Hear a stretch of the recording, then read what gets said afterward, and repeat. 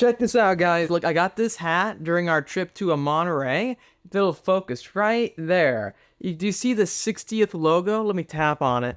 Right there. This is a Lamborghini top hat. I'm not sure if I showed you this, but let me wear it for this video, I suppose. I actually got this hat during our trip out to the Lamborghini house for Monterey Car Week. Flashback, a little bit ago, we placed our deposit down for a new Revuelto. In the order, the spec we've gone for so far has been the purple. But let me know your thoughts on changing that. Let's start this video off with a very important topic. Now, this isn't something that is too in the news right now, but I think it should be, because having the opportunity to test out so many different vehicles on this channel from our journalist side of things, I think in conjunction with our thoughts, along with many others in this industry, Dodge needs to bring back the Dodge Viper. Now, I'm going to talk mainly about my time with the GT-SR, which is a ACR version, the ultimate extreme aero Viper for the racetrack, which is all about giving you adjustable suspension,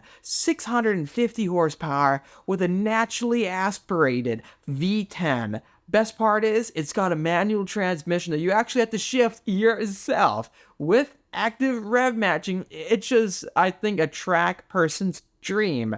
There are a few drawbacks with the vehicle, and I hope that in the future, Dodge will consider coming out with a new one. Is there one in the works right now? Let me know your thoughts in the comment section down below. But I do like to make these follow-up videos based off performance vehicles that we test here on the channel. Anything from the RSs to the LTs to the STO, SVJ lineup. It's been incredible. I do believe that America is making such an amazing comeback right now with all their vehicles. Just look at the Mustang GTD. It's going to be really cool seeing what they're doing there, and I think we can give credit to what Dodge has done in the past. They really were the pioneers, in my opinion, of creating the American track-focused supercar. Because before the Dodge Viper ACR came out, what did we really have back in the day? We had some Mustang track cars going back to the S197 generation of the Boss 302 Laguna Seca version as well. We had the GT350s in 2015, the GT350R 2015 up. You didn't have a V10 powered or plain $100,000 legit committed track-focused vehicle. I love going to the track. You guys know that here on the channel. Over the years, we've had the awesome opportunity to keep testing out newer American track cars.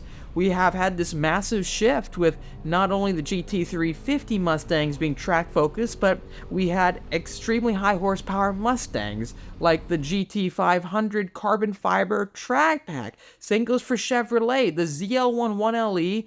I mean, still to this day, if you have one, you probably know. Comment down below, or let's say if you're in the market for one, those vehicles are such good bang for your buck. I mean, the performance that you get out of them for $60,000 or so, depending on what kind of deal you can find, it's shocking. It looks like everything has phased out with Dodge for the track scene.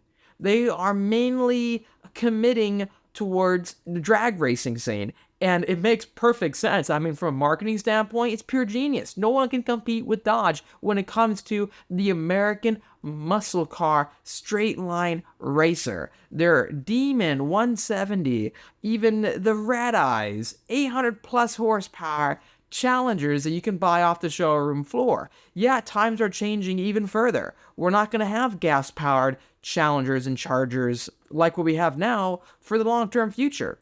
I think this is going to be a moment in time that is an opportunity for not only Dodge but other brands to throw everything they have on the table for a last call indefinitely. Do you think that brands will try to hold on? I remember reading online about how Ferrari and some of the Italian brands are working together with the government to not actually end all of their gas-powered vehicles. If you analyze the carbon impact that they're having, it's not going to be as severe as the semi-trucks you see on the streets or the average commuters all across the country. The amount of supercars actually made or dedicated performance cars are in so few of numbers, it doesn't actually make the impact in my opinion, that we are often being told about. How many people are buying a brand new GT500 carbon fiber track pad, driving it every single day, putting on the same amount of miles that you have on your regular Camry? It just doesn't happen. These are more, I would say, specialty items. It would be amazing if brands would try to use that kind of mindset to sell these vehicles in America. The opportunity is in front of Dodge, in my opinion, to either make a final version of the V10 Viper, like the Ford GT almost, or the ZR1, price it maybe around $150,000 or up. You can do applications, I'm not sure, but use it as the halo for the brand to end the era that we have known and loved. The value proposition of the ACR, for my time driving it, it just feels like it is basically what we're finding with the GT3 RS or the GTD, but not as expensive. When you look at it, the adjustable suspension, a lot of guys at the track, I know, they fully adjust their VIPER ACR. Not only that, with the adjustable downforce as well, you can really dial down all the performance metrics for each track. I have a lot of respect for what Dodge did when they took this vehicle onto racetracks across the U.S. to put down new lap records. That's a lot of commitment, and we don't see all the brands doing that, do we? It shows you how much confidence Dodge had in their product. In essence, I think they pioneered the track-focused, budgetary supercar more so much early on than a lot of the competitors. And the level of focus the vehicle has to the track, it's not compromised. Driving it, it's an uncompromised vehicle. It sounds loud, the exhausts are right on either side of you, the power output, it's got a lot of torque and a lot of horsepower. When you accelerate, it just feels like it's being glued harder and harder onto the ground.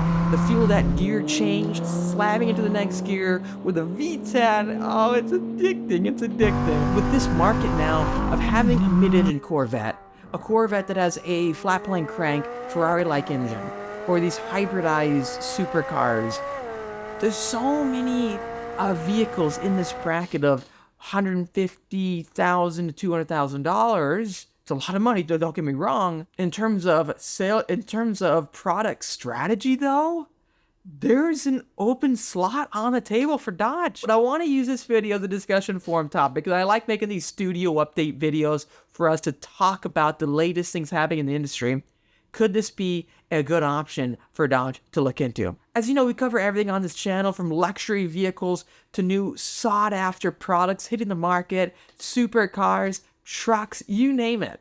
I love the adventure, and I love putting these engineered products to use. Imagine a new Viper coming out, utilizing strategies from the next era of track-focused vehicles, or supercars, where instead of having all that fixed aero, which does a lot for the performance and the track, giving you high-speed cornering / maneuverability, being able to adjust all that aero with active aerodynamics, flaps, or even the endpoints on spoilers, being able to flatten and then adjust to improve the resistance to create an air brake or rear end pressure for a corner. That is critical now.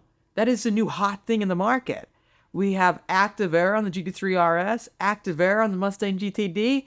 What if Dodge brought that vehicle back? How much faster would they be with their level of commitment for the racing suspension architecture, the front mid-engine balance of having a lot of grip towards the front center of the vehicle? It'll be a totally different driving experience than the rear-engine Porsche and then the mid-engine Corvette. The Mustang GTD would be the front-engine track car. We would have 4 different options.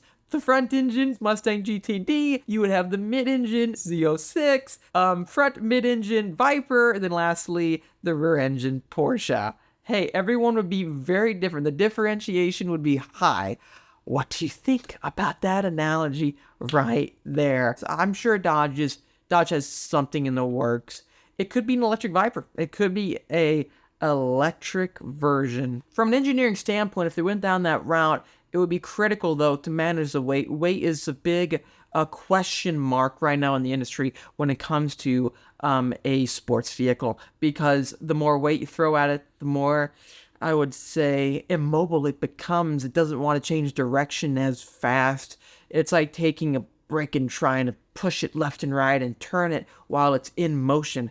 It's much harder to do that than to change a leaf's direction and motion. Maybe that's a bit exaggerated, right? But in essence, it's the same physics that were at play here. In summary, that is my argument in this video. If you enjoyed this video, please hit the like button. It really does help me out. Subscribe again, hit the notification bell, comment your thoughts, like. I'll see all of you in the next video. Thanks, guys.